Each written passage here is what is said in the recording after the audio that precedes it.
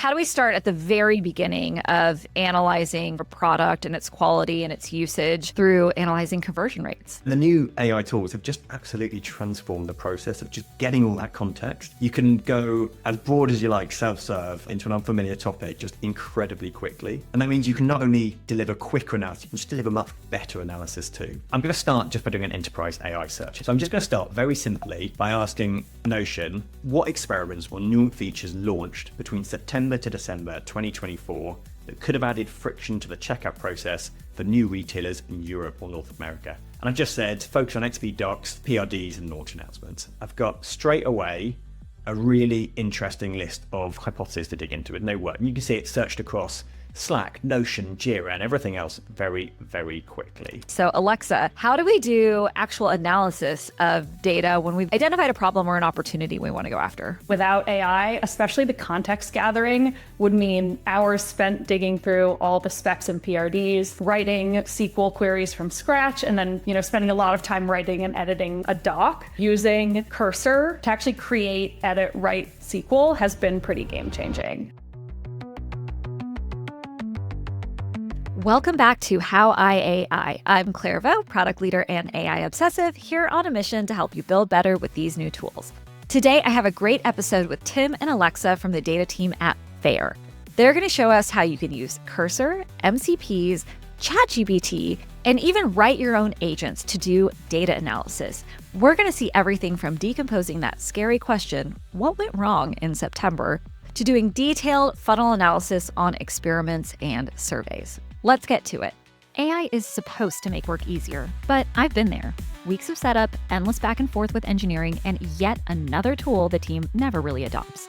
That's why I use Zapier's AI orchestration platform. It connects with nearly 8,000 apps, so I can finally put AI to work without the drama, without the delays, and without pulling engineering in every time I want to automate something.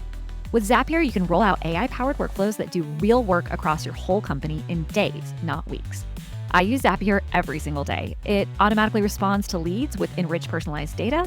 It checks my calendar weekly and offers smarter ways to manage my time. And it even drafts emails for every new request that lands in my inbox. All of that running quietly in the background so I can focus on the work that matters. And Zapier's built for scale. With enterprise-grade security, compliance, and governance, it's trusted by teams at Dropbox, Airbnb, Opendoor, and thousands more. Go to try.zapier.com/howiai to learn more about how Zapier can bring the power of AI orchestration to your entire org. Alexa, Tim, thank you for joining How I AI. Well, great to be here. Thanks for having us. Thank you so much. One of the things that we can do now that I am probably personally causing in the internet world is we can just build a lot of product. I am always out there, like, I was thinking the other day, I was like, I'm going to tweet something where I tell PMs that they should just spend a month saying yes instead of saying no. Like, let's ship some features. And I think AI has really accelerated product development, software engineering, getting innovation to the hands of customers. But the problem it has created is we don't know if those products are any good. So the perennial product problem, which is you can ship things and they can not make the difference that you hope they would make. And so I'm really excited about this conversation because you are going to show us how to use AI and even some of these tools that software engineers or product managers might be familiar with to do really deep, meaningful product analysis. And I spent a lot of time in experimentation. And so I love a good conversion rate optimization. So Tim, we're going to kick it to you to start with. How do we start at the very beginning of analyzing kind of a product and its quality and its usage through analyzing conversion rates? Yeah, I love this. I think everyone's talking about vibe coding, but no one's really talking about vibe analysis, and we're heading in that direction very quickly. So let's get into it. So before we do anything too technical, I think we want to share a really broad range of examples here, from the really complicated to the actually incredibly simple. I think everyone knows PMs are going to have to become engineers, and then we've got a lot of issues where all of you guys are going to have to come and analysts as well. So I think there's a lot we can show here. So we want to start off with just a really simple use case that should be familiar to, I think, everyone listening. But I think it illustrates the point. There's often the most simple AI tools that can actually have the biggest impact here. I think before we get into the actual demo, I think it's useful just to pause very quickly for a second on the question of what analytics actually is. Because I think once you break that down, you get a much clearer view of where these current tools can be most valuable. I think most people jump straight to the nuts and bolts of actually manipulating and crunching data, but actually it's really just a small part of the overall process. And the most important, often the most difficult thing is actually just getting the right context in the first place, because that's what separates good analysis from bad. Like, you need to know how to ask the right questions, to come up with the right hypotheses, to know what analyses are even worth doing in the first place. You need to know where the data lives, and you need to be able to interpret it all very well. And the new AI tools have just absolutely transformed the process of just getting all that context. You can go as broad as you like, self-serve, into an unfamiliar topic just incredibly quickly. And that means you can not only deliver quicker analysis, you can just deliver much better analysis too. So to illustrate the point, I want to talk through what sadly I'm guessing is a very familiar situation where a business metric suddenly drops off a cliff and no one's got a clue what to do with it. So I'm going to use a real example from Faire for this. And this happened to our new customer conversion funnel at the end of last year. So if you've ever worked in growth, everyone's going to know new customers, they're just extremely sensitive to even the tiniest little friction. So almost anything anyone does in the business anywhere can affect these kind of things, whether it's a sign-up flow, a search algorithm, a shipping policy, like this all can affect these things. And if you're not careful, you're going to have to decomp the entire business. So let me show you how these things can just be done so much quicker. So imagine this problem lands on my desk. I might look at a couple of just existing dashboards that exist to say, what's going on here? And you can see very quickly the issues started in September and there was another drop in December. And it seems to be concentrated in the checkout stage. But beyond that, I've really got no idea what could have actually caused that. So let's start really broad. I'm just going to share my screen. I'm going to start just by doing an enterprise AI search. You know, we use Notion, but frankly, every document system now is going to have an AI system. If they haven't got one yet, it's coming, and they are just game changers. So I'm just going to start very simply by asking Notion what happened. Okay. So the only thing I'm going to do, I'm going to just make this more realistic. I'm going to filter the date range. I don't want it cheating and looking at the answer. It's only going to have access to the things I had access to when I actually did this. So I'm going to put it up to the end of April last year, which is when I ran it. Okay. And then we're just going to get that running. So if you think this, all I've asked is what experiments or new features launched between September to December 2024 that could have added friction to the checkout process for new retailers in Europe or North America. And I've just said, focus on XP docs, PRDs and launch announcements. Okay. So if you think about what I've done in the past, I have to be like crawling through a million documents, doing a load of searches, going through a ton of different Slack channels, trying to work out what's going on. And instead, look, I've got straight away a really interesting list of hypotheses to dig into with no work. And you can see it searched across Slack, Notion, Jira, and everything else very, very quickly. And let's just pull out a couple of these. So what's happening? So let's go. So you've got, clearly we launched some kind of checkout experiment around this time. That's definitely worth looking in. We've done something with a checkout blocker in Europe. Okay, lots of interesting things to dig into. Now, with a couple of clicks, I've got a good long list, but I don't really know what these things are. So I've got all the links of extra documents I could go click into. But let's just ask as a starting point, what is EORI? Let's pick one of them. What is EORI? So we'll just ask that. It's going to run another little search and give us more things. Now, you've got a little bit here, but it's going to bring up a little bit more information to just get a bit more detail on this thing. So let's see where that goes. Okay, so very quickly, it's saying, give me the term of what it is. And you can kind of see it's a regulation that's involved Europe and someone's done something to start asking for more details, clearly trying to improve checkout and conversion rates, and they're trying to bring that one in. But I think this is a great starting point. I've got some detail. But I think what's really interesting here is everyone knows like PRD is one part of the story, but between a PRD being written and something going into the code base, a lot can happen. So to actually understand what's going on, you usually need to go one layer deeper into the actual technical implementation. And I want to show you like a quick trick of how I do that. So I think one of the best things about these AI tools is just the ability of someone who's like non-technical to access things that they couldn't previously access. And a great example of that is just being able to talk to the product code base. I'm not an engineer. I can't write Kotlin or Swift. I used to be a lawyer, for God's sake. Instead, I can run a deep research against our code base to find out exactly what got implemented for a particular feature and when.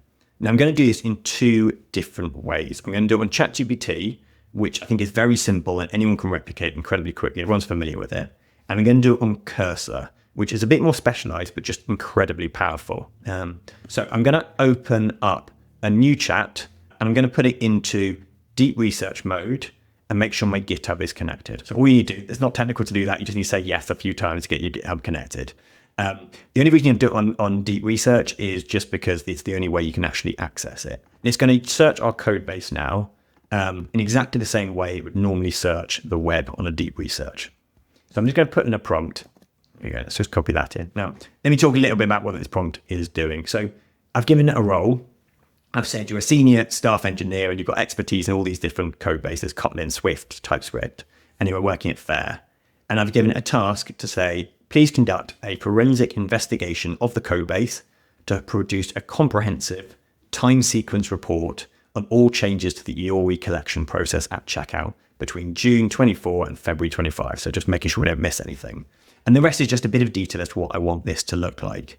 So I've said I want an exec sum, I want a table with all the different PRs and commits, what they've gone into. And I really want it to focus in on the actual impact these commits had on the retailer experience. Like explain it to me in layman's terms.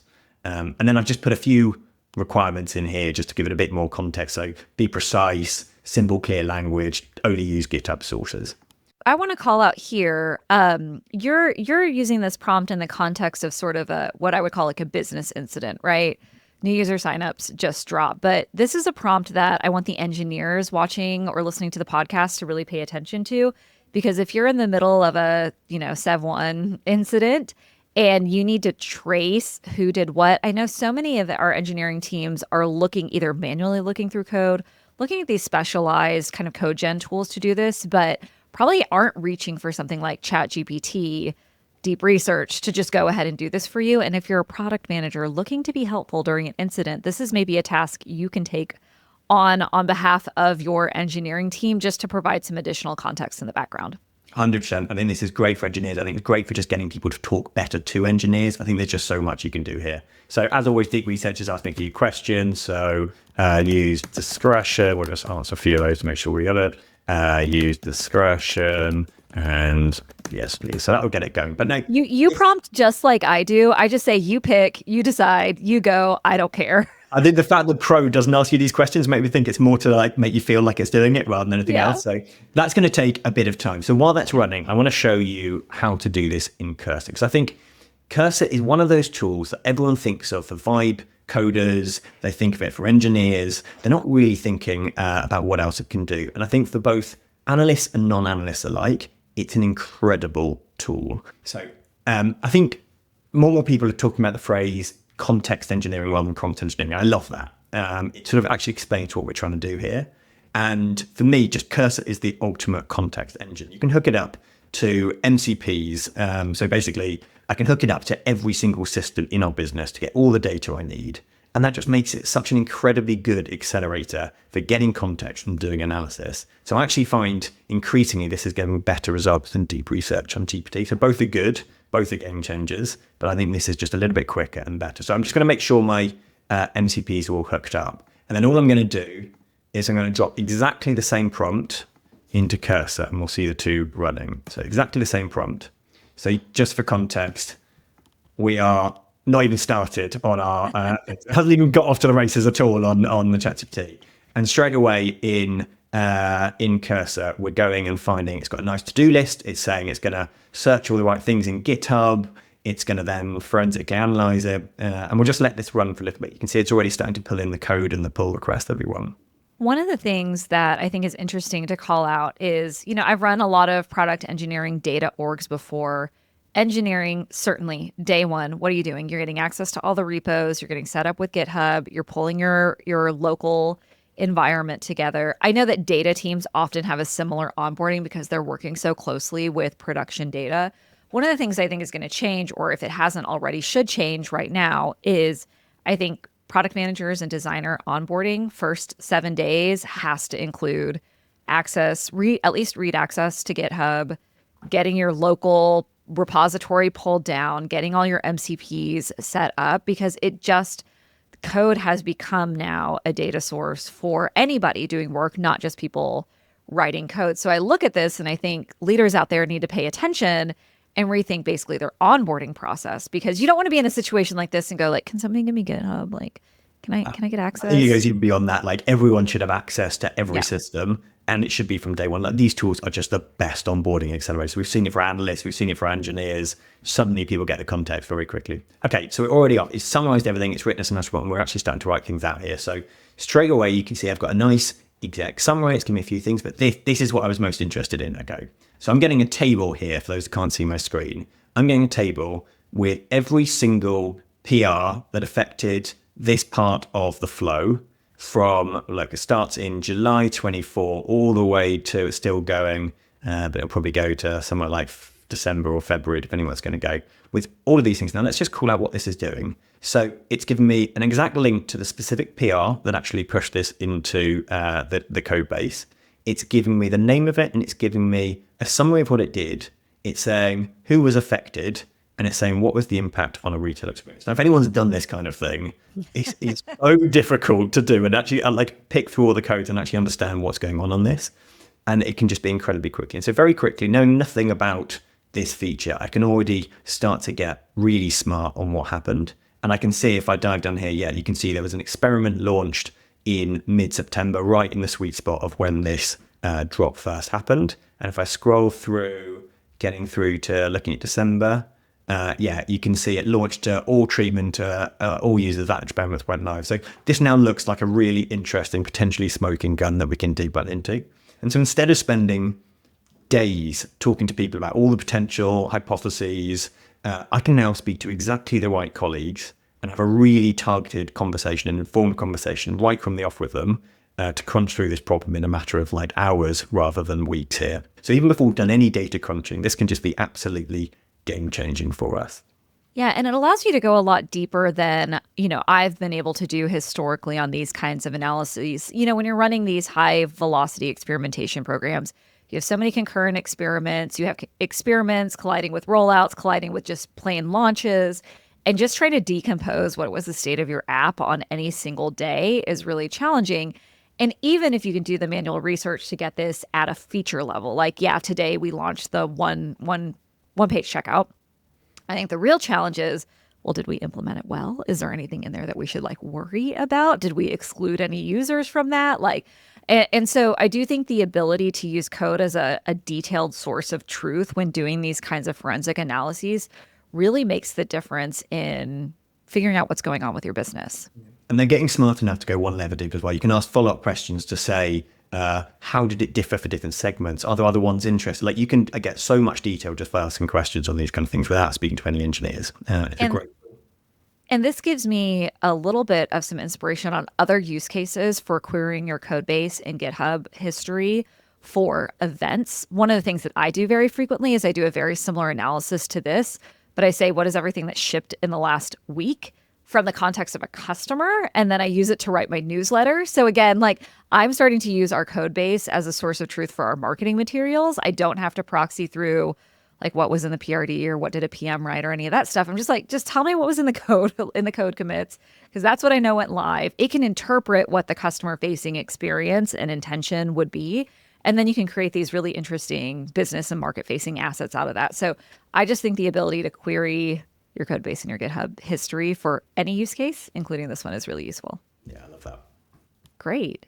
Now, what do we do after this? So you've identified you have a conversion rate problem. You've identified maybe a couple sources of the issue. You're going to go talk to your colleagues. You're going to look at the code.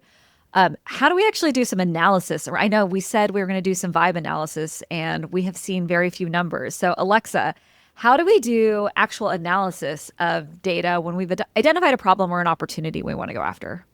Yeah, so obviously a quite classic analytics task. I'm going to take us through, we launched a new product feature and we actually want to understand how it did. So I'll take us end to end from understanding how the feature was built, analyzing its performance, and then producing a summary that could eventually go to our exec team. Like Tim kind of touched on, without AI, especially the context gathering would mean hours spent digging through all the specs and PRDs, writing SQL queries from scratch and then, spending a lot of time writing and editing a doc. So with AI, I can pull context similar to what Tim just did directly from the code base. I can generate queries and I can draft a synthesized doc. And so I am going to start sharing my screen. And while you pull that up, I have to say, people think that why I got into AI in a deep way was because I thought it was so fun to code. And it made my SQL so much less ugly than it used to be. It was like my number one use case, however many years ago. I was like, thank God. Now I don't have to bother my colleague with my disgusting SQL. I can bother AI with my horrifying SQL, and it can make it a little bit more efficient. Yeah, I mean, even just ChatGPT for the last couple months has been a game changer for SQL queries. The problem with ChatGPT is you had to spend a good amount of time giving context, like the exact table names, the exact field names. And so it's sort of most marketed use case, but using Cursor, which is what I'm going to show today, to actually create, edit, write SQL has been pretty game changing, especially because it's so context aware. And I will talk about that. So Cursor can take like 3 to 4 minutes to run some queries. So I'm going to just kick off this prompt and then I'll explain the context and what I have done. So while it's running, I will set the stage. Last month in July, we redesigned the sign-up flow for a new payment method that we have been piloting. And this process of sign-up is successful when a customer links their bank account for the payments. And our old flow had been live for a few months. We had a hypothesis that we could improve it, so we redesigned the flow. Because this is a pilot, we actually didn't have enough retailers or users to run an A/B test. So I just needed to do a pretty straightforward, how is this performing before? How is it performing after? Historically, again, that would have meant a lot of digging through documentation, or more realistically, just pinging an engineer to ask questions like, okay, what did we build? Who sees it and why? What front-end events are emitted that I can use to analyze this? And while I do work closely with our engineers during the end spec phase to figure this out, those details are easy to lose track of, and especially we're often coming back to analyze things, weeks or even months after the feature launched. I will say that I probably would start with Notion AI context building, similar to Tim, but we already showed that. So I'm skipping straight to the code base. And if we go up to this prompt, my prompts are way less pretty than Tim's. I don't spend a lot of time on them. I feel like with Cursor, you can always iterate. And so I wanted to understand the setup wizard, which is what we called this new flow. I told it to research our code base, and I essentially asked who, what, where, when, why.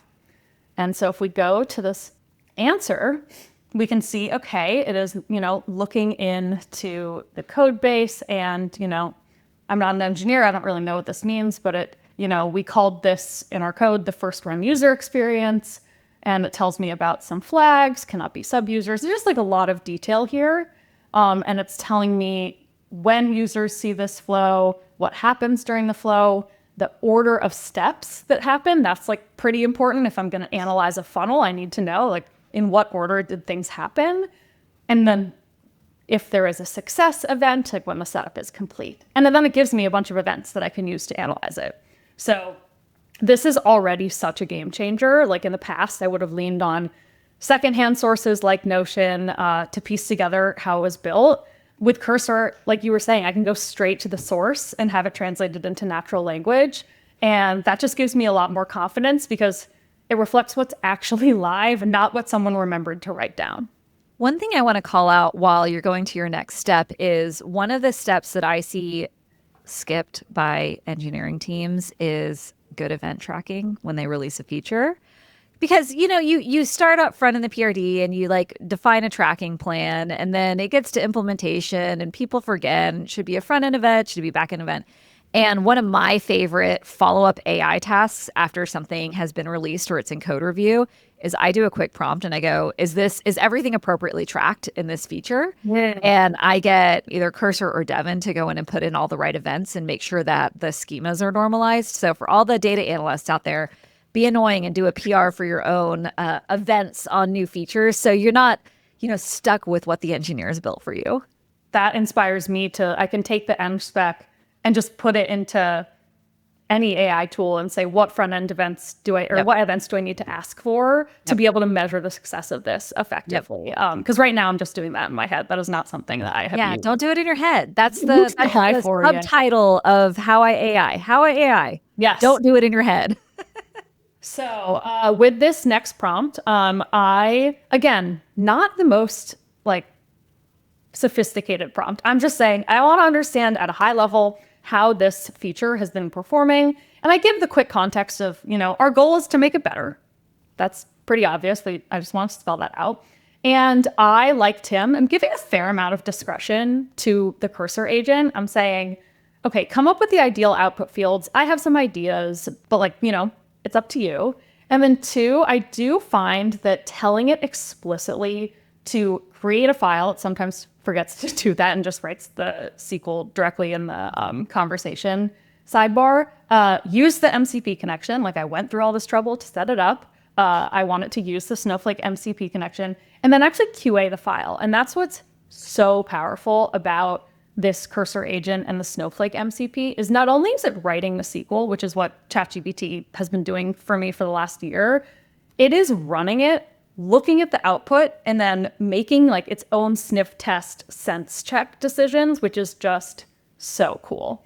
Okay, and then another thing I want to call out as we are running this, the reason why I have a fair amount of confidence that this is going to work relatively quickly is because I and our data team have done a fair amount of work to create what's called a semantic layer.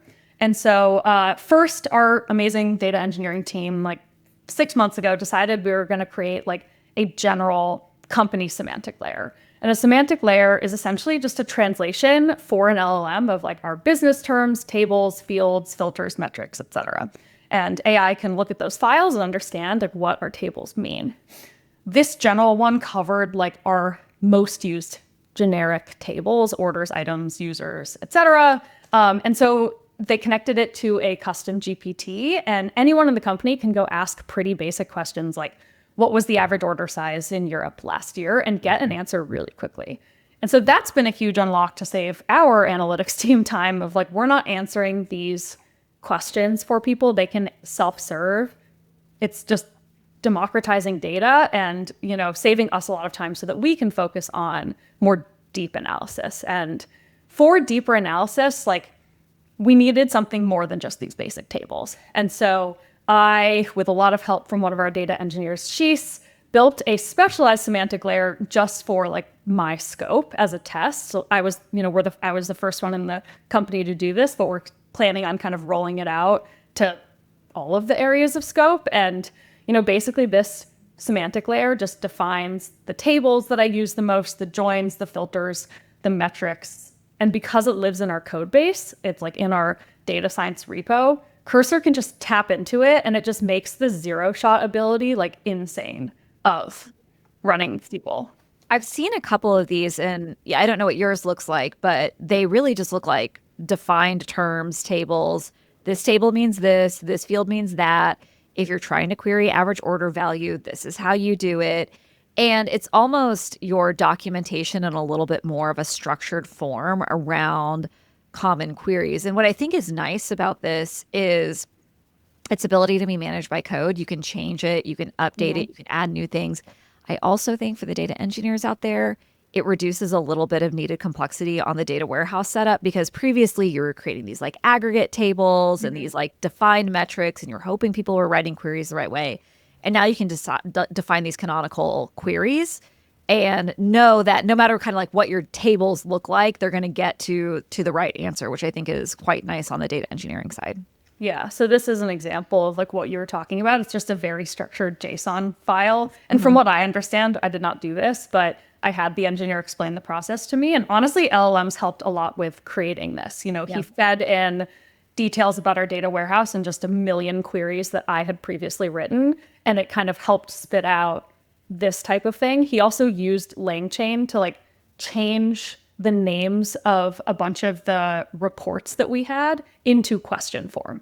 Because obviously when I'm querying this, whether it's through a custom GPT or Cursor, I'm often asking a question. And so I thought that was pretty cool. Like translating it to a question makes the semantic layer work so much better. Oh, this is going to be my next project. This is so fun. Amazing. Glad to inspire. So to go back to the actual SQL that was run, and I will actually just run this. Let's see, hopefully this. And just in case people missed this, you did call out the Snowflake MCP, which was what we're seeing right now, which is a programmatic way to hook into running queries in your Snowflake data warehouse. So you can not only generate the SQL here, but instead of like copying and pasting it and going into like Snowflake Cloud and running it or whatever your visualization tool is, you can just run it right here. You're getting your tables right here. So again, like you're eliminating that context switching, you're eliminating the copy and paste, and you're getting your data right here. Yep, exactly. And so this is interesting. This actually, I am looking at this and I think it showed a mistake.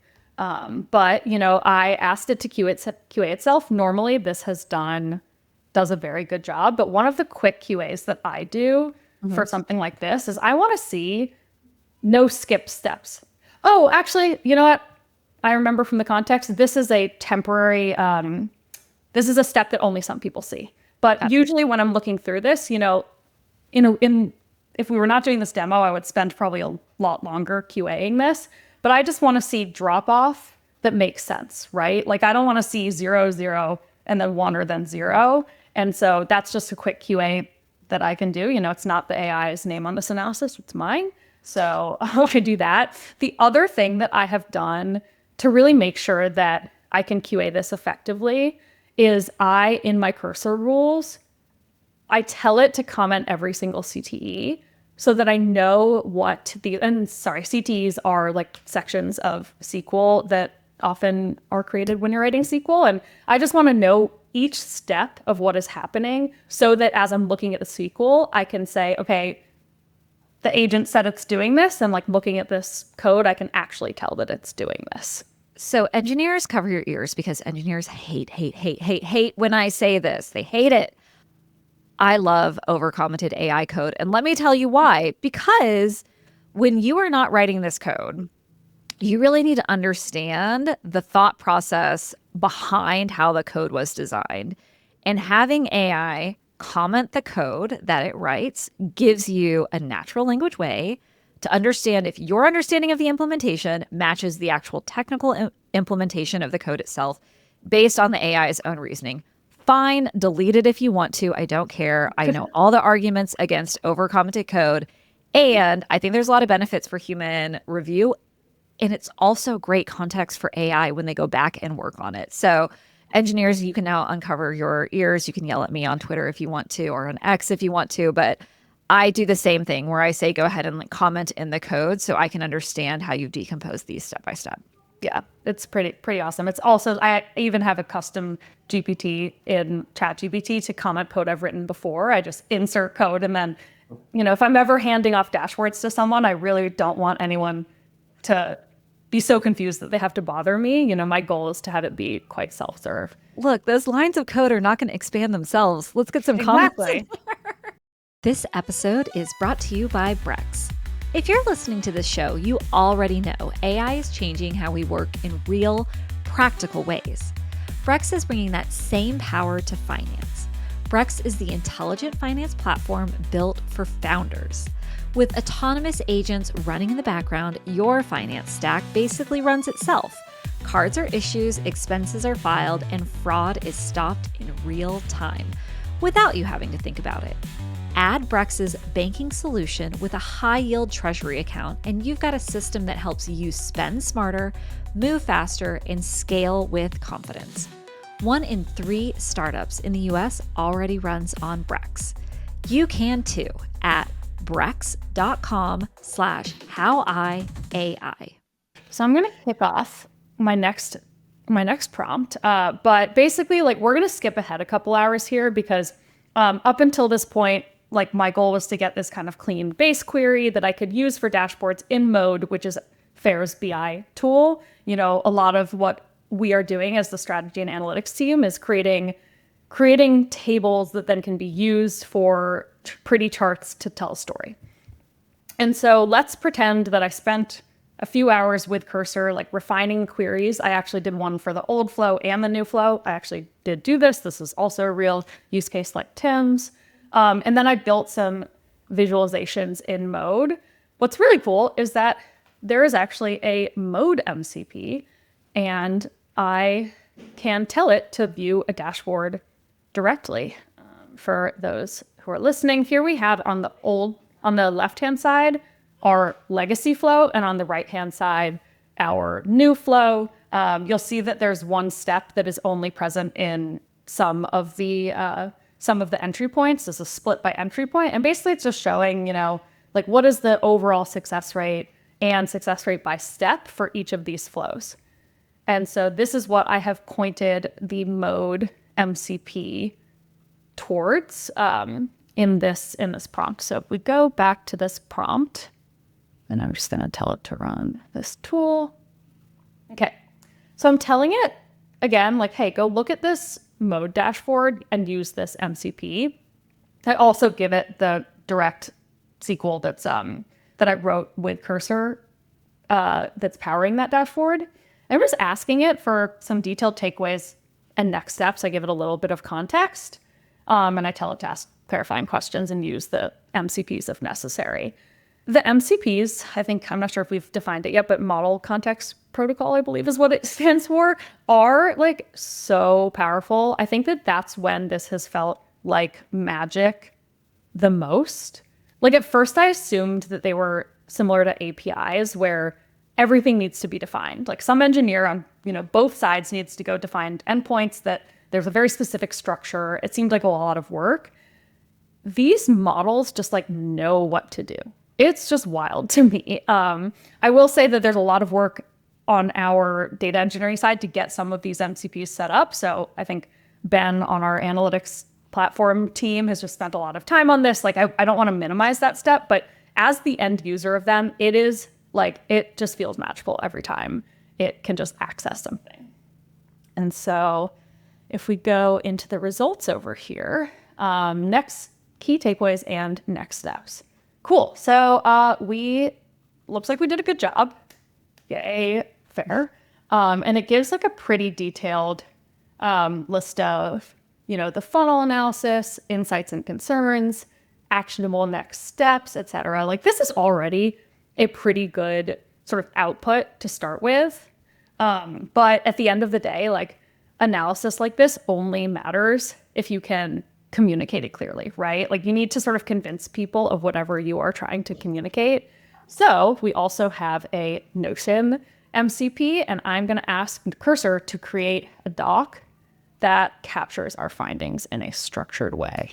And I want to pause really quickly because we have done this in maybe 15 minutes where you have taken a problem, kind of like a pre and post analysis of a feature change. You have written SQL. You have not used a WYSIWYG analytics tool. You have written straight up good SQL, traceable SQL, to do a funnel analysis of that on a daily basis. Very interesting. You have made a dashboard for it so that your business users can use it. You have then done a meta-analysis of that dashboard using the MCP to actually read the dashboard, do a first pass analysis, create a summary not only of the results, but of recommended next steps. And then you are going to publish that to your business using Notion. Now, I have to say, I have worked with a lot of data teams, and most of them spending their time saying, what is the priority of this analysis? We have a backlog. I need data engineering, and fine, here's the dashboard. Like, it's like the ones that like get promoted 3 times in a year that go the extra step where they're like, and here's the analysis, and here are my recommended next steps, and I made it pretty so you can share it with your boss. And I just think like I was watching this and I was like, oh man, I'm going to promote this data analyst. Like they're pretty good. And so I just think the ability to level up the quality of your work and think through the interesting things. The interesting thing isn't like, did I write this SQL join correctly? Right. The interesting thing is like, have I thought through all the edge cases? Do I have any creative ideas on what we could do next? Can we improve this analysis for the future? And so I really like this end-to-end flow because it just shows how you are leveraging up into higher strategic tasks, as opposed to spending your time sort of in the tactics. Yeah. I mean, I totally agree. And we are almost done. But like you said, we need to communicate this. And so one thing that we have done on strategy and analytics is our chief strategy officer, Dan, like he really cares about synthesized writing, and all the leaders on his team care about synthesized writing. And so we worked with him a couple months ago to actually create some guidance on how to write at Faire. Like Faire is very much a vertical doc culture, pre-read culture. We're not creating a lot of slides. We are writing a lot of docs. And so we have this sort of like use answer for structure key principles doc. And then we also have a template for what docs should look like. And so actually in this prompt, you'll see like I tell it to follow these rules that are in these docs. And that's like another thing that I love about about Cursor is you can just tell it what rules to follow in a variety of ways. Okay, Alexa, I'm going to give you an upgrade here, which is you should reference these files in your Cursor rules so you don't always have to answer. That's a great, I should. I mean, I wanted to, show the full flow, but the reason I don't is because it would have actually done it in the previous step. Oh, yeah. Because it would have known, and then I wouldn't have gotten to talk about it. But yes, okay. I will do that once we are done. It's showbiz, folks. That's what this is. And so the last thing is I am going to pull over the doc. This is one I created from a previous time I did this, just because I wanted to highlight in yellow. I gave instructions in this prompt to tell me what to add. I think one thing I want to get across is this. I don't think that Cursor yet or AI can zero shot like an executive ready doc yet. Like that is where I think that we still need to do 3 to 4 revs of sort of editing, adding analysis, making sure this makes sense. Like these tools have so much context, but we still have some context that is just this like je ne sais quoi, like humans are still valuable. And so this is like a pretty good start. And I think what's cool about Cursor is like I cut out some of the middlemen. I got to this point like really, really quickly, but we're not just creating like AI slop docs all over the place. We are, just accelerating how fast analysts can do things like this.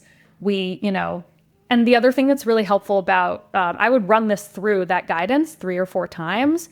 It can be hard when you've been so in the weeds of an analysis to like take a step back and make sure your story makes sense. And so that's what LLMs are really good for. So it can like cover my blind spots. Well, you know what's more painful than running this 3 times through your guidance is sitting 3 times with your SVP of strategy and having them tell you this makes no sense and you need to go back and edit stuff. So again, I think what a nicer way to get to a higher quality output than having to. It saves me time and it saves the leaders on my team time. Yep. And hopefully improves the quality. It's fundamentally improving how, we are doing work on analytics team. And one thing I want to call out for folks that are maybe listening and not watching is Alexa, my friend here, is smiling. This is fun. This is like interesting and it's fun. You're not sitting here saying, I have no role to play anymore. The machines are going to take over. You're saying, man, it was really boring to like dig through tables and write all this SQL that I know how to write. And I've done it a couple times. So let's let the machines do it. And now you're able to focus on interfacing with the business, having impact. And it's just, I think it's fun every time I get in these tools. I feel like it's magical. I feel like it's really fun. And so I want to call out, we got smiles across the board here on How I AI. I didn't show this, but the type ahead, like when you're actually editing the SQL, that's also so fun. It's just fun. It knows what you want to do. So yeah, this whole process is very fun. I think what's so powerful about this is not just like making the good analyst just incredible, it's also democratizing data. So this is something that can be done. SQL can be written by people all over our business, whether we're in sales, designers, anyone else can write this. So the people with the context can do analysis just like this. And then the analysts can do the really complicated stuff where these tools can help them get really into the weeds. For people early in their career, I've said this before, and I mean it to be true. If you want to know the inflection point of Clairvaux's career, it is when she learned SQL. Truly, I became unstoppable at that point. And so lowering the barrier to entry on data analysis is just going to create a whole bunch of really high impact folks. Awesome. Okay, Alexa, so we just saw how Cursor can do end-to-end funnel analysis all the way to the proverbial front door of your SVP strategy. Tim, let's talk about another kind of analysis, which is experimentation analysis, my favorite. Yeah, you should have close to your heart. So look, we've talked about the big picture. We've talked about like a really detailed sort of actual analyst of how they do their day job. But I think one of the other things these AI tools are just so good is just accelerating process, like automating away some of those routine, lower impact steps in the analytics journey. So as a good example, we want to show you a quick agent we built, which automates the process of writing up experiment results. So across Faire, we might be running, I don't know, hundreds of A/B tests on the product a month. And each of those experiments needs to be monitored, assessed, documented, and that just takes up so much time for our analysts. So if we don't stay on top of this very quickly, it's our team that can become the bottleneck and slow down our launch velocity, which is the last thing anyone wants. And I know this is something that's happening up and down the country around every single tech company. So we thought it'd be a good example just to demonstrate. So let me show you how I built this. One thing I want to really stress here is just how straightforward these things are to build. Like once you've gone through the pain of setting up Cursor, getting your MCPs in place, actually spinning up any new agent you can think about is just so quick and so non-technical for anyone to do. So it all runs off a Cursor rules file. So if you don't know what these are, they're literally just a type of file, an MDC file that these agents know to look for and know they're likely to contain instructions. They're really easy to set up. It's basically plain English. So you just write a simple one-line entry description of what it is. So format for writing experiment result using EPO data. And EPO is just the experiment tool that we use. It basically takes our data, does a bit of analysis, slaps a UI around it, and writes it out for us. So you then select when you want to apply. I've just selected apply intelligent. I trust the model to work out when it needs to use it. They do a pretty good job.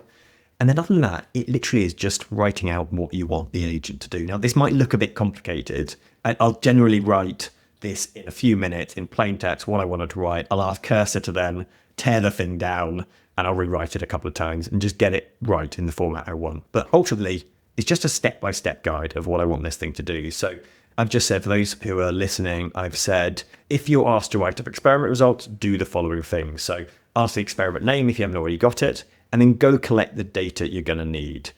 So use the EPO MCP we've set up. So go talk to our experiment space, pull in the actual results of the experiment, and then use our Notion MCP that we've already talked about to go pull in all the other context that you might need. So any other documentation that's going to help it interpret that data and write up this report. And then I've got a little bit down here, you can see, telling it exactly what kinds of sort of documents to look for. So PRDs, experiment docs, technical specifications, that's what's going to help it look for. And then I ask it to basically write out those results in the format I give it. And then I'm pretty prescriptive about the format I want, because I want this to do it really consistently in the format we want with really tight takeaways.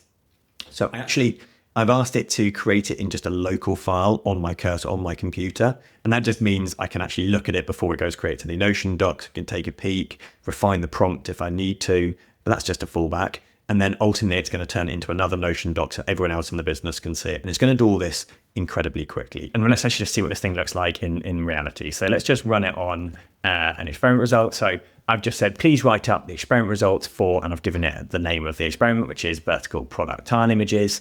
And straight off, it's gone off and it's found, it's written itself a nice to-do list. It's found the EPO results, so it's just called the results.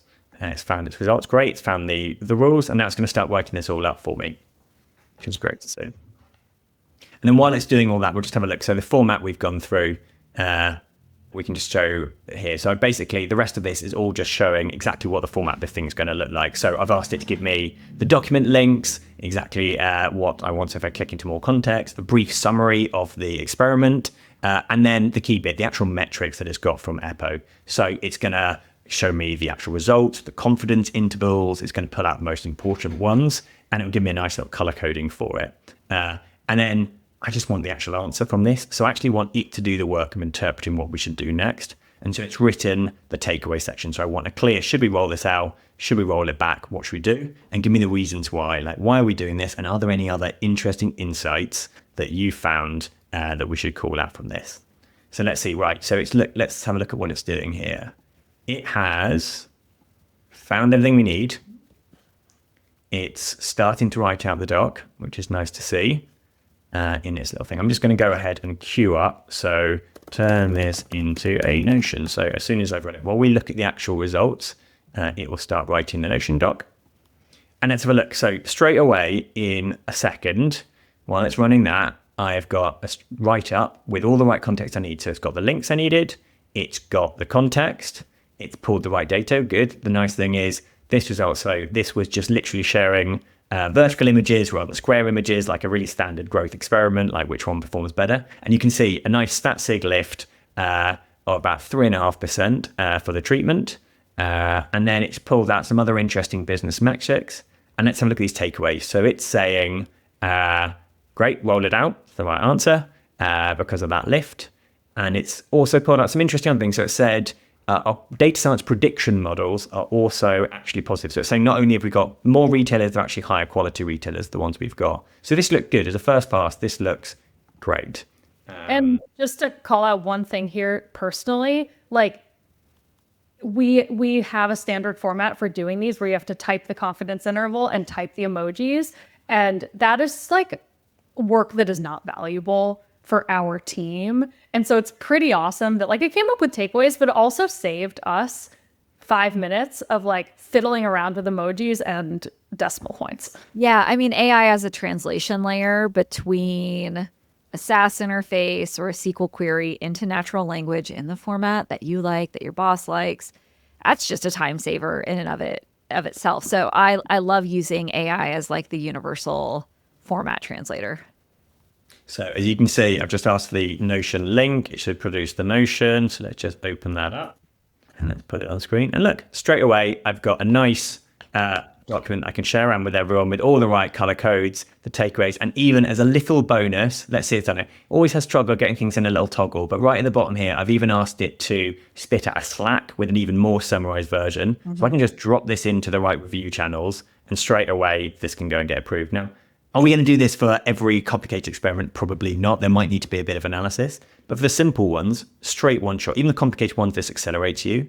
But also anyone in the business can start doing this, which means we can pass more and more of these things down to engineers, PMs, other people to write this kind of stuff and do the analysis for them, which again can just massively accelerate our launch velocity at Faire, which we're really excited for. Yeah, I'm sorry, and I know this is my brand, but I feel like AI is just accruing to every task. Sorry, PM, it's your job now. So I do like that little trend that's happening. This is amazing. Love it. Have done these kinds of analyses before. They have not been this easy to read, and they certainly haven't been generated in 90 seconds. Really useful tool for experimentation analysis. A call out to the experimentation tools out there that I know and love. If you have not made an MCP for access to your data, you are limiting your customers. And so I do think sort of AI integration of SaaS tools is going to be a way that teams start to evaluate the quality of tools that they're working with. So just something to think about if you're out there building data analysis tools. Okay, we are going to wrap up very quickly with a final. We're going to do a bonus. We usually only do 3 use cases, but yours are all so good. We're going to do a speed run through a bonus use case, which is actually designing and analyzing kind of unstructured data in a user survey. So Tim, you're going to whip us through how you could use AI to make surveys and survey analysis a lot better. Yeah, I'm going to do this really quickly. We're not going to spend time on this, but let's just show. I think it's just another one of those incredibly common analytics use cases that everyone has to do, and they are just so time consuming. You've got to design the survey correctly, code it into a survey platform, then analyze all those results. It's really time consuming. But end to end, AI can just like transform the whole process. So let's show another one. I'm just going to stop out. I'm not going to run these. I'm just going to go straight to my backup. So let's just start on design. So what I love doing this, I think you can do it on Cursor, you can do it on many things. I think ChatGPT projects is really good for this. And again, incredibly accessible. Everyone knows how these work. It's just a great way of giving context. So if we switch over to this one, which ChatGPT is lovely and taking a bit of time to load, you can see in files, what I did was give it a bit of background information. So what is our bit of business? So this was a survey we want to design on Faire Direct tools. So that's our tools that we give all our brands to help them accelerate their sales with their own customers. And so I've given a ton of information to the model that just says like, what actually is Faire Direct? What are these tools? What's the strategy? And then whenever I do a survey like this, whether I'm doing AI or not, I'll start with a hypothesis. That's ultimately what you want to test. And so this is a nice way. If I just open up those hypotheses, so this is what I fed it into. I just gave it a list of simple hypotheses on what we want to learn. We do aligned. We've got everyone aligned on some hypotheses. There's 14 in here. And then really simple, I'll just call out one, like higher sales on Faire leads to more usage of these tools. Things like that we asked. Now I've just given that into it. And all I did, if I just look at this prompt that we ran, so this was a simple prompt. All I did was drop it in saying, you're a specialist at doing these customer insight surveys. Design me a 10-minute survey for the 1,000 brands to test those hypotheses. I said, these are the inputs I've given you. Here's a bit of design requirements that we want. And I asked for 3 things. I said, turn those hypotheses into a full questionnaire that we can go ask our customers. But also, don't just do that. Give me the coding file that turns that questionnaire into the actual, in this case, Qualtrics, the platform we use to actually run these things, can actually design that straight away in one click and give me an analysis plan for what to do there. I have to pause you really quickly because this whole episode has been Tim saying, I just did this really simple prompt. And then you see this like 1,000 word, hyper structured, very organized prompt. And Alexa's like, oh man, I would just go in there and be like, maybe a nice survey, please. I love it. So I'm a big believer that 99% of my prompts are going to be one line. And then if I'm going to send a big model to go do work for 15 minutes, I'll probably ask another model just to turn my one line into something more detailed. I want the A/B test of Alexa. You run this exact same GPT with a tinier prompt, and you tell me if you get the same quality. See what happens. Maybe I'm just, I don't trust it quite as much as Alexa does just yet. Okay, so what do we get from that? So very quickly, from a list of hypotheses, I've got straight away a really nice first pass of a survey. Now it's going to ask a load of questions. It's about the right length. Like this can just massively accelerate the process. And then once we've got that right, it's also given me that coding file, which I'll just scroll on screen. These things are painful to write. Yeah. So just having this, a one-liner to tell exactly how the system should prompt this and write it out is just like saves hours of time for our research operations team. And it even then translates that into an analysis plan that says, this is what the outputs from that are going to look like. So straight away, this whole thing can go from a list of hypotheses into something that we could probably get out to our customers by the end of the day. Now that's like shortens this enormously. But what happens when you get the results back? That's the other thing this can do. And so again, I'll do this incredibly quickly and just show you the final result. But I did a very similar prompt as well. So all I did, I'm going to show you the file I dropped into this, just show you how painful this is. So I just gave the same hypotheses and look how bad this is. Like it's the raw output from Qualtrics. Like these usually take a lot of cleaning. It's one line for every respondent and then one column, not just for every question, but for every possible answer to every question. So these things are incredibly dense for anyone who's worked them, and they take a bit of time, a bit of playing with. So the only other thing I gave it was a sort of helper file, which was basically that sort of coding file that I just showed you. So it's what's the question ID, what's the question language, what's the answers, and then I just added these 2 columns, which is like, is it a demographic question or an answer? And is it a single choice or is it a multiple choice? That's all I gave it. And then I've written another one of my fun and simple prompts. Same role, task here, just analyze the survey results, find the right, most interesting things in this data, and then judge the predefined hypotheses. So I want a table that basically says, like, for those hypotheses, was it right or was it wrong? And then, again, I always end on a little quad chat rest. I don't want it to go away 15 minutes before and come back with something that isn't very useful. And let's have a look at this just very quickly. So I've got a nice sort of summary out front.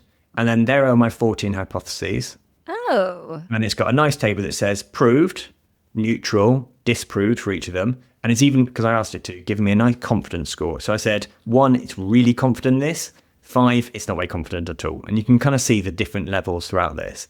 And then beneath it, I've got, for each of these, actually the specific analysis that I asked it to do. So just throw all the insights it found to back up those findings. So like, is this the only analysis we're going to do on this survey? Like, almost certainly not. But day 1, I've got the results. I've thrown it into this. And within a matter of minutes, I've got a much, much better intuition of what all that day's showing. So while I might go and do some analysis on this, I can be so much more targeted on exactly what we want to look into and where I want to spend my time. And straight away, we can start sort of sharing some of these findings out with people very, very quickly.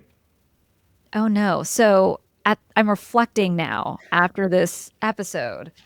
Like, okay, I've told everybody to ship a bunch of features, and now I'm going to be like, do a bunch of analysis. Like in my mind, I'm like, oh my gosh, I'm underusing AI to actually understand my business, and it's so accessible. And if I can just write 17-point prompts like Tim, I can get really high quality insights.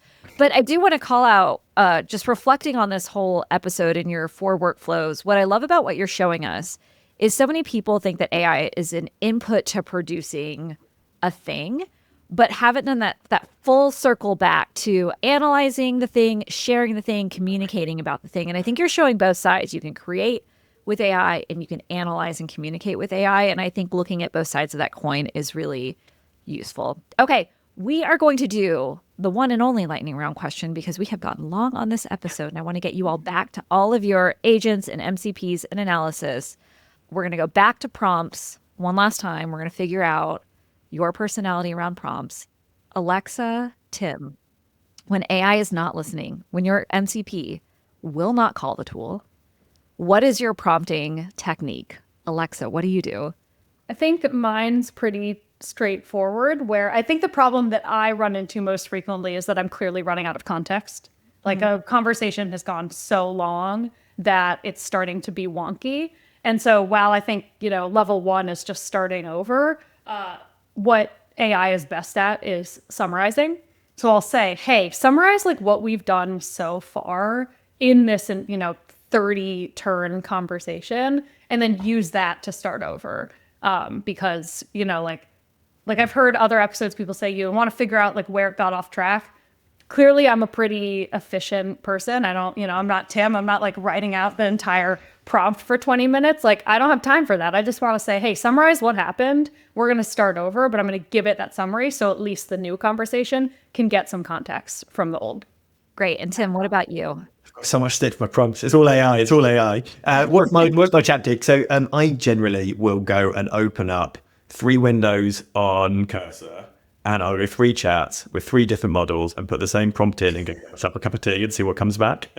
That's the British stereotype in me and getting my cup of tea while I do it. But yeah, you run the A/B test is what exactly you do. That. Okay.